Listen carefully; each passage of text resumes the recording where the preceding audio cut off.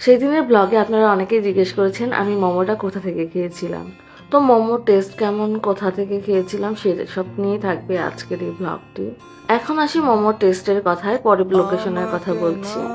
150 টাকায় 8 piece chicken momos ছিল। প্রাইসটা আমার একটু বেশি লেগেছে কারণ ওনাদের মোমো শিটগুলো কেনা ছিল, হাতে বানানো ছিল না, রেডিমেড ছিল। একটু প্রাইস কম হইলে আমার মনে হয় ভালো ছিল, লাইক 120 টাকায় 8 পিস হলে পারফেক্ট ছিল। সব থেকে কষ্ট পেয়েছি তখন ডিপিং সস হিসেবে চিলি অয়েল ছিল না। ওনারা আমাকে জিজ্ঞেস করেছিল মোমোর টেস্ট কেমন, আমি বলেছিলাম ওনাদেরকেও যে চিলি অয়েল থাকলে বেস্ট হইতো। এছাড়াও তাদের দোকানে দেখলাম অনেক ধরনের আইটেমস পাওয়া যাচ্ছে, আপনারা চাইলে সেগুলা খাইতে পারেন। আমি আমার টেস্টের কথা বলেছি, আমার কাছে হয়তো অতটা ভালো লাগে না, এভারেজ লেগেছে, আপনাদের কাছে ভালো লাগলেও লাগতে পারে। সো আপনারা গিয়ে ট্রাই করে দেখবেন। আর যারা যারা খেয়েছেন তারা তো অবশ্যই আমাকে জানাবেন কেমন লেগেছিল আপনাদেরকে। এখন আসি লোকেশনের কথা। লোকেশনটা আসলে ছিল ক্যানভাসের ওই চাংপাই কি যেন একটা আছে না, ফুডকার্ট, তার পাশে ছিল এটা। তবে একটা জিনিস ওনাদের অনেক বেশি ভালো ছিল, সেটা হচ্ছে ওনারা অনেক বেশি পরিষ্কার ছিল।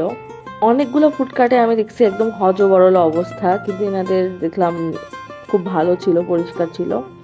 তো আজকের ভিডিও এখানে শেষ করছি, দেখা হবে নেক্সট কোনো ভিডিওতে। বাই, আল্লাহ হাফেজ।